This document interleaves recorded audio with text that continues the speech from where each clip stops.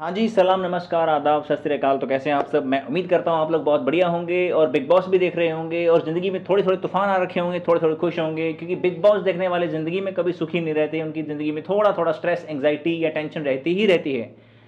और अगर आप बिग बॉस के रेगुलर व्यूअर हैं, तो ये वीडियो आपके लिए बहुत ज़रूरी है। अब बात करते हैं मुनावर फ़ारूकी। क्या मुनावर फ़ारूकी सचमुच में फंस चुके हैं दोस्ती के बीच, अंकिता और मनारा की दोस्ती के बीच? क्योंकि मुनावर फ़ारूकी का जो रियल एटीट्यूड है, वो अपने आप को सिग्मा, उनका जो बिग बॉस में आने से पहले जो उनकी छवि है, जो इमेज है, वो सिग्मा मेल वाली है। पर यहाँ पे उनकी कोई वो सिग्मा मेल वाली छवि नहीं दिख रही है, या फिर अल्फा मेल वाली नहीं दिख रही है। अभी तक मुनावर फ़ारूकी जो है बैकफुट पे खेल रहे हैं। और मनारा चोपड़ा से उनकी दोस्ती है, जब मनारा और अभिषेक से भी उनकी दोस्ती है, लेकिन बात ऐसी है कि जब मनारा और अभिषेक की लड़ाई होती है तो वो बीच में फंस जाते हैं। वो किसको सपोर्ट करें? अभिषेक को करें, उसको करें? वो किसी को एक को नहीं कह सकते कि तू चुप कर जा। अगर अभिषेक को कहेंगे तो अभिषेक उनसे लड़ाई करेगा, अगर मनारा को बोलेंगे तो मनारा बोलेगी कि आप चुप कर जाइए। तो इसका क्या हल हो सकता है? और अब उनकी अंकिता से भी बहुत अच्छी दोस्ती है।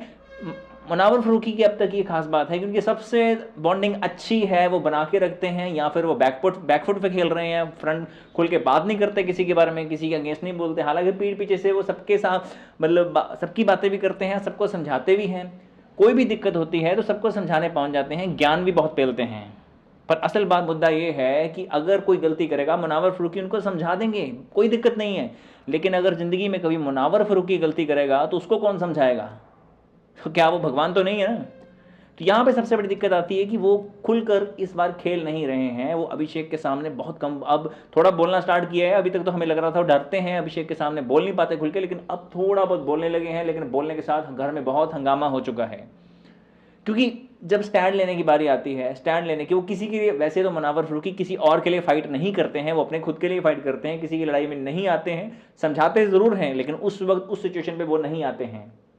तो उन्होंने एक बार मनारा को मुंह पे भी कहा था कि मैं तेरी लड़ाई में तेरा साथ नहीं दूंगा, तेरी तरफ से फाइट नहीं करूंगा किसी से, लेकिन मैं तुझे समझाऊंगा।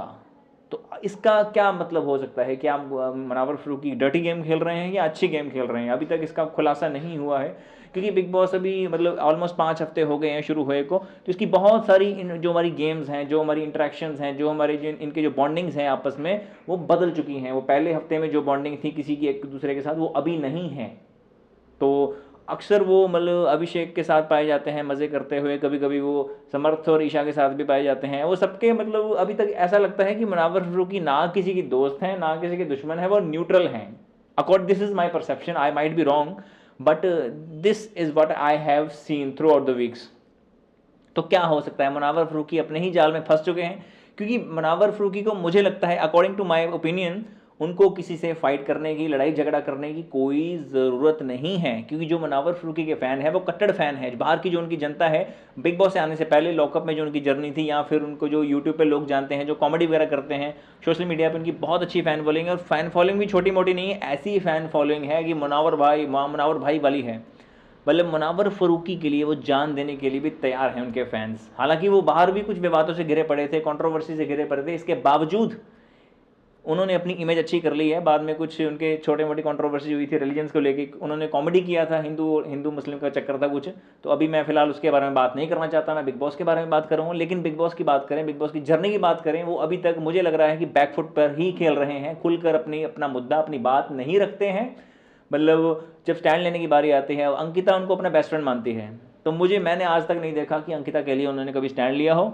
अभी रिसेंटली जो अंकिता और ईशा मालविया का जो केस आपस में झगड़ा हुआ था, उसमें उन्होंने सपोर्ट तो चलो किसी को नहीं किया, लेकिन वो थोड़ा डोमिनेट करने की कोशिश कर रहे थे कि वो मतलब अंकिता के ऊपर। तो अंकिता उन्हें अपना बेस्ट फ्रेंड मानती है, लेकिन आज तक अपनी बेस्ट फ्रेंड के लिए, पता नहीं मुनावर फ़ारूकी मानते भी हैं या नहीं मानते हैं, लेकिन उन्होंने आज तक उनके लिए कभी स्टैंड नहीं लिया, अकॉर्डिंग टू माय ओपिनियन। और वो मजाक भी करते हैं, लोगों को मजाक भी उड़ाते हैं, लेकिन अगर उनका को मजाक उड़ा दे तो फिर वो छोड़ते नहीं है। बातों बातों में तुम्हें घमा देंगे, पता भी नहीं चलेगा कि क्या कर दिया, रोस्ट भी कर देंगे, बातों बातों में तुम्हें जलील भी कर देंगे। लेकिन अभी तक मैं ये बार बार कह रहा हूँ कि वो बैकफुट पर खेल रहे हैं, खुलकर सामने नहीं आ रहे हैं, अपनी जो पर्सनैलिटी है वो सामने नहीं ला पा रहे हैं खुल के। वैसे ना वो फाइट में एक बार कह चुके थे, अभिषेक को कह चुके थे कि तुमने अगर तुम्हें मनारा से उस टॉपिक पे, गधे वाले टॉपिक से लड़ाई करनी है, तुम कर सकते हो। मतलब इसे हम समझदारी भी कह सकते हैं, बेवकूफ़ी भी कह सकते हैं, क्योंकि वो मतलब ये लड़ाई करने को उत्साह, किसी को उत्साह बढ़ा रहे हैं किसी का, मतलब कह रहे हैं कर लो। हाँ, टॉपिक सिर्फ छोटा सा था, छोटी सी बात थी, कोई बहुत बड़ा टॉपिक नहीं था, बहुत बड़ा लड़ाई झगड़ा नहीं था। वो क्या था, जो यूके राइटर हैं वो मनारा को बुला रहे थे। इतने में क्या हुआ कि मुनावर फ़ारूकी ने मनारा को आवाज़ दी, वो उनके साथ चली गई यूके राइटर की बात सुने बगैर, और यूके राइटर ने इस बात को नज़रअंदाज कर दिया, ध्यान भी नहीं दिया। लेकिन अभिषेक को मुद्दा मिल गया, उन्होंने बोला यार ये तो मजाक उड़ाने लगे। उन्होंने मुद्दा वैसे इस टाइप का मुद्दा नहीं निकाला था कि लड़ाइयाँ फाइट करनी है, लेकिन मजाक में बोला था यार तूने नोटिस किया, मैंने जो नोटिस किया।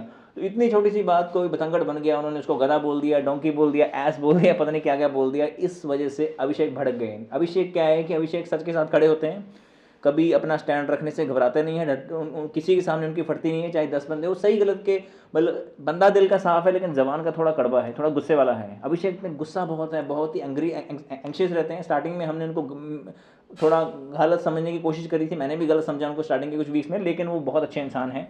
मतलब वो बहुत ही काइंड हार्टेड है, दिल के साफ है, लेकिन ज़बान थोड़ी कड़वी है। ये आपने पहले भी सुना होगा, जो इंसान मतलब दिल के साफ होते हैं उनकी ज़बान थोड़ी कड़वी होती है।